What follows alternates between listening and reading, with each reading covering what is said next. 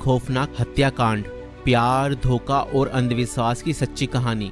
मेरठ उत्तर प्रदेश में 2025 में हुआ एक ऐसा हत्याकांड जिसने पूरे भारत को हिलाकर रख दिया। ये कहानी प्रेम, विश्वासघात और अंधविश्वास के खतरनाक जाल में फंसे कुछ लोगों की है, जिसने एक निर्दोष व्यक्ति की जान ले ली। इस केस में प्रेमिका ने अपने प्रेमी के साथ मिलकर अपने पति को मौत के घाट उतार दिया और उसके शव को 15 टुकड़ों में काटकर एक ड्रम में भर दिया और उसके अंदर सीमेंट डाल दिया। मगर चलिए इस कहानी को शुरुआत से देखते हैं। 2016 में मेरठ निवासी सौरभ राजपूत की मुलाकात मुस्कान रस्तोगी से हुई। दोनों के बीच प्रेम हुआ और कुछ सालों बाद उन्होंने शादी कर ली। लेकिन यह शादी सौरभ के परिवार को पसंद नहीं आई, क्योंकि मुस्कान एक अलग जाति से थी। इसके बावजूद दोनों ने अपने रिश्ते को मजबूत बनाए रखा।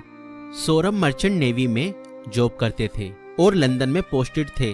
शादी के कुछ समय बाद सौरभ लंदन चले गए, जबकि मुस्कान अपनी बेटी के साथ मेरठ में रहने लगी। इस दौरान उनकी जिंदगी में एक तीसरा व्यक्ति साहिल शुक्ला आया, जो मुस्कान को पहले से ही जानता था। सौरभ के लंदन में रहने के कारण मुस्कान की नजदीकियां साहिल से बढ़ने लगी। साहिल, जो पहले से ही मुस्कान को पसंद करता था, अब खुलकर उसके साथ वक्त बिताने लगा। मुस्कान ने उसे यह यकीन दिला दिया कि वह अपने पति के साथ खुश नहीं है और वह साहिल से सच्चा प्यार करती है। साहिल शुक्ला अंधविश्वासी प्रवृत्ति का था और आत्माओं, तंत्र मंत्र जैसी चीजों में विश्वास करता था। मुस्कान ने इस बात का फायदा उठाते हुए उसके लिए स्नैपचैट पर एक फर्जी अकाउंट बनाया, जिससे वह साहिल शुक्ला की मरी हुई मां के नाम से चैट करती थी। इस फर्जी अकाउंट से वह साहिल को यकीन दिलाने लगी कि उसकी मां की आत्मा मुस्कान को पसंद करती है और चाहती है कि वे दोनों साथ रहें। धीरे धीरे साहिल पूरी तरह से मुस्कान की बातों में फंस गया।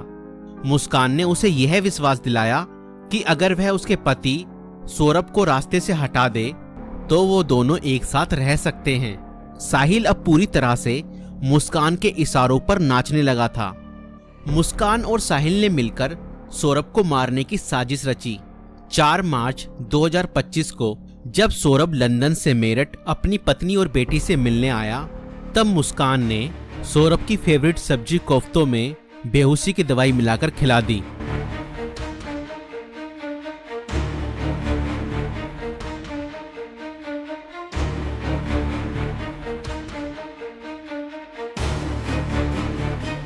और जब सौरभ बेहोशी की हालत में बिस्तर पर पड़ा था, तब मुस्कान ने अपने दोस्त साहिल को बुला लिया और रसोई में जाकर वो बड़ा और धारदार चाकू ले आई, जो मुस्कान और साहिल ने पहले से ही प्लानिंग करके खरीदे हुए थे। और करीब 20 मिनट तक साहिल ने मुस्कान को बताया कि कैसे उसे अपने पति का वध करना है।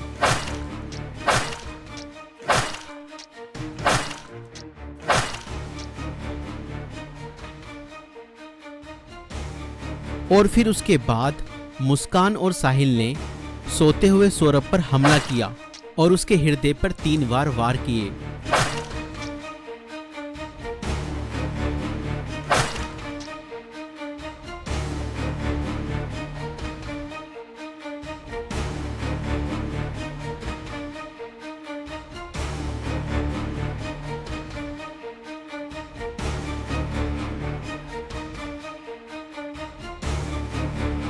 और घर में पड़े कूलर को भी ऑन कर दिया ताकि उसकी आवाज किसी को भी ना सुनाई दे। जब उन्होंने सौरभ को खत्म कर दिया, उसके बाद वह उसकी बॉडी को बाथरूम में ले गए।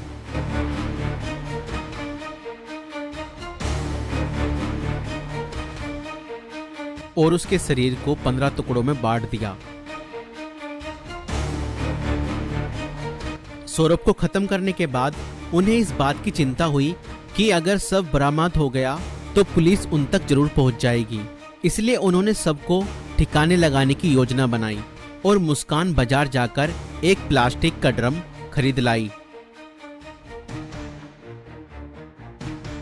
और मुस्कान और साहिल ने सौरभ के शव के टुकड़ों को उस प्लास्टिक ड्रम में डाल दिया और ऊपर से सीमेंट भी डाल दिया ताकि उसकी बॉडी की स्मेल बाहर ना जाए। और उसके बाद उन्होंने उस ड्रम को घर के एक कोने में रख दिया। इसके बाद मुस्कान और साहिल ने सौरभ के मोबाइल फोन से उसके सोशल मीडिया अकाउंट को एक्टिव रखा। उन्होंने सौरभ के अकाउंट से हिमाचल प्रदेश की शिमला की तस्वीरें और स्टोरीज पोस्ट की ताकि लोगों को लगे कि वह घूमने गया है। उन्होंने उसकी फैमिली और दोस्तों को यह यकीन दिलाने की कोशिश की कि सौरभ जिंदा है और बाहर यात्रा कर रहा है। इस दौरान मुस्कान और साहिल खुद भी शिमला घूमने चले गए ताकि अगर कोई लोकेशन ट्रैक करे तो किसी को शक ना हो। लेकिन किसी भी अपराधी की तरह वह भी ज्यादा समय तक बच नहीं पाए। सौरभ के परिवार ने जब उससे संपर्क करने की कोशिश की और कोई जवाब नहीं मिला तो उन्हें शक हुआ। परिवार ने मेरठ पुलिस में गुमशुदा की रिपोर्ट दर्ज कराई।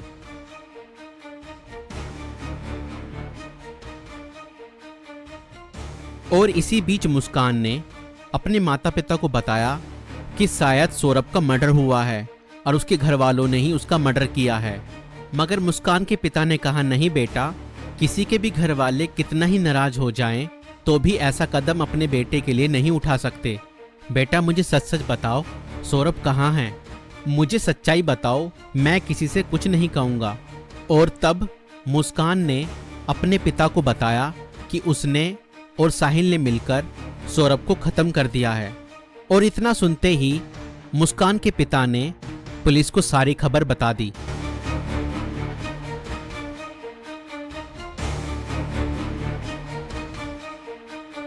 और पुलिस ने तुरंत मुस्कान और साहिल को गिरफ्तार किया और उस प्लास्टिक ड्रम को भी बरामद किया जिसमें सौरभ के शव के टुकड़े थे।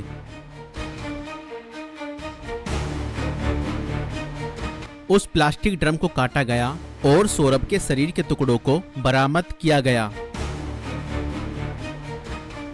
इस खौफनाक हत्या मिस्ट्री का अंत पुलिस द्वारा हत्यारों की गिरफ्तारी के साथ हुआ। पुलिस ने मुस्कान और साहिल को गिरफ्तार कर लिया। दोनों पर हत्या, साजिश और शव को छुपाने के गंभीर आरोप लगाए गए।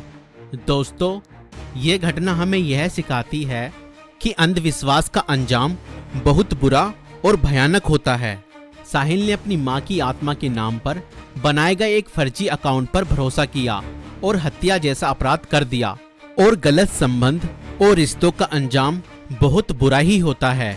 मुस्कान ने अपने फायदे के लिए साहिल को मानसिक रूप से कंट्रोल किया और हत्या तक करवा दी। और कानून से कोई नहीं बच सकता, चाहे अपराध कितना भी चालाकी से किया जाए। पुलिस की जांच और सबूतों के आधार पर अपराधी पकड़े ही जाते हैं। इसलिए रिश्ते सोच समझकर बनाएं और जीवन साथी चुनने से पहले सामने वाला मानसिक रूप से कैसा व्यक्ति है यह जानने की कोशिश करें। साथी चुनते समय सूरत पर नहीं, सीरत पर ध्यान दें। इस वीडियो को बनाने का उद्देश्य संसार में बढ़ रही बुराइयों से अवगत कराना है। दोस्तों, आपकी इस वीडियो को लेकर क्या राय है हमें कमेंट्स में जरूर बताएं। और ऐसी और वीडियो देखने के लिए हमारे YouTube चैनल को